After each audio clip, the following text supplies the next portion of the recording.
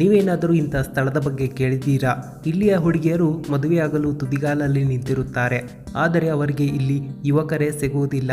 ಯಾಕೆ ಅಂತ ಈ ವಿಡಿಯೋ ಪೂರ್ತಿಯಾಗಿ ನೋಡಿ. ಈ ವಿಡಿಯೋ ನೋಡೋ ಮುನ್ನ ನಮ್ಮ ಚಾನಲ್ಗೆ ಸಬ್ಸ್ಕ್ರೈಬ್ ಆಗಿಲ್ಲ ಅಂದರೆ ಸಬ್ಸ್ಕ್ರೈಬ್ ಆಗಿ, ಜೊತೆಗೆ ಬೆಲ್ ಐಕನ್ ಕೂಡ ಕ್ಲಿಕ್ ಮಾಡಿ, ಯಾಕೆಂದರೆ ಮುಂಬರುವ ನಮ್ಮ ಹೊಸ ವಿಡಿಯೋಸ್ ನೀವು ಸುಲಭವಾಗಿ ನೋಡಬಹುದು. ಇದು ಬ್ರಾಜಿಲ್ ದೇಶದ ಒಂದು ಊರು. ಇಲ್ಲಿ ಹುಡುಗಿಯರಿಗೆ ಹುಡುಗರು ಸಿಗುವುದಿಲ್ಲ.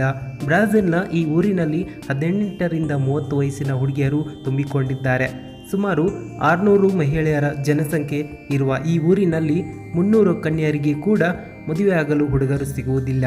ಈ ಊರಿನಲ್ಲಿ ಅವಿವಾಹಿತ ಹುಡುಗರು ಸಿಗುವುದು ಮರುಭೂಮಿಯಲ್ಲಿ ನೀರು ಹುಡುಕುವ ರೀತಿಯಾಗಿದೆ. ಇಲ್ಲಿಯ ಕನ್ಯರು ಎಷ್ಟೇ ಪ್ರಯತ್ನ ಮಾಡಿದರೂ ಒಬ್ಬ ಹುಡುಗನ ಜೊತೆ ಮದುವೆಯಾಗಲು ಸಾಧ್ಯವಾಗುವುದಿಲ್ಲ. ನಂತರ ಇವರು ಮದುವೆಯಾದ ಪುರುಷರ ಜೊತೆ ಮದುವೆಯಾಗಬೇಕಾಗುತ್ತದೆ. ಇಲ್ಲ ಅಂದರೆ ಜೀವನ ಪೂರ್ತಿ ಇವರು ಕನ್ಯೆಯಾಗಿಯೇ ಇರಬೇಕಾಗುತ್ತದೆ. ಈ ಕಾರಣ ಇವರು ಮೊದಲ ದಾರಿ ನೋಡ್ತಾ ಬಂದಿದ್ದಾರೆ. ಈ ಊರಿಗೆ 100ಕ್ಕಿಂತ ಹೆಚ್ಚು ವರ್ಷಗಳಾಗಿವೆ.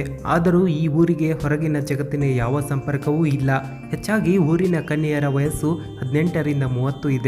ಹುಡುಗರ ಮೇಲೆ ನಿರ್ಬಂಧಿತರಾಗದ ಈ ಮಹಿಳಾ ಸಮುದಾಯವನ್ನ ಮಾರಿಯಾ ಸೆನ್ಹೋಬಿಯಾ ಡೆ ಲಿಮಾ ಅನ್ನುವವರು ಈ ಗ್ರಾಮವನ್ನು 1891ರಲ್ಲಿ ನಿರ್ಮಿಸಿದ್ದಾರೆ. ಆಗ ಈ ಊರು ಸ್ವತಂತ್ರವಾಗಿತ್ತು. ನೀವು ಗಮನಿಸಿರಬಹುದು, ಯಾವುದೇ ಸ್ಥಳವಾಗಲಿ ಅಲ್ಲಿ ಗಂಡಸರ ಸಂಖ್ಯೆ ಜಾಸ್ತಿ ಇರುತ್ತದೆ. ಅಲ್ಲಿ ಹುಡುಗಿಯರ ಮದುವೆ ಮಾಡುವ ಯಾವ ಸಮಸ್ಯೆ ಇರುವುದಿಲ್ಲ. ಆದರೆ ನೀವೇನಾದರೂ ಕೇಳಿದ್ದೀರಾ, ಹುಡುಗರ ಸಂಖ್ಯೆ ಅಚಾನಕವಾಗಿ ಹೀಗೆ ಕಡಿಮೆಯಾಗಿ ಹುಡುಗಿಯರು ಕನ್ಯೆಯಾಗಿ ಇರಬೇಕಾಗಿದೆ? ಇಲ್ಲ ಅಲ್ವಾ? ಆದರೆ ನಾವು ಒಂದು ಸ್ಥಳದ ಬಗ್ಗೆ ಹೇಳಲಿದ್ದೇವೆ. ಇಲ್ಲಿ ಅಧಿಕ ಕನ್ಯೆಯರ ಆಸೆಗಳು ಹಾಗೆ ಉಳಿದುಕೊಂಡಿವೆ. ಈ ಮಾತು ಬ್ರಾಜಿಲ್ ದೇಶದ ನೋವಿಯಾ ಗ್ರಾಮದಾಗಿದೆ. ಅದು ಬೆಟ್ಟಗಳ ಮಧ್ಯೆ ಇದೆ. ಸಾಮಾನ್ಯವಾಗಿ ಬ್ರಾಜಿಲ್ನ ನೋವಿಯಾ 2 ಬೃಹದಾಕಾರದ ಬೆಟ್ಟಗಳ ಮಧ್ಯೆ ಸ್ಥಾಪಿತವಾಗಿದೆ. ಈ ಸ್ಥಳ ಎಷ್ಟೇ ಸುಂದರವಾಗಿದೆ ಅಂದರೆ ಅಷ್ಟೇ ಸುಂದರ ಇಲ್ಲಿಯ ಸುಂದರ ಸಾಮಾನ್ಯ ಹುಡುಗಿಯರಾಗಿದ್ದಾರೆ. ಸುಂದರ ಅಂದರೆ ನಿಮಗೆ ತಿಳಿದಿರುತ್ತದೆ. ಈ ಸ್ಥಳದಲ್ಲಿ ಇರುವ 20ರಿಂದ 35 ವರ್ಷದ ಸಾವಿರಾರು ಸುಂದರ ಕನ್ಯೆಯರಿದ್ದಾರೆ. ಇವರು ಮದುವೆಯಾಗಲು ಯುವಕರ ಹಾದಿ ಕಾಯುತ್ತಿದ್ದಾರೆ.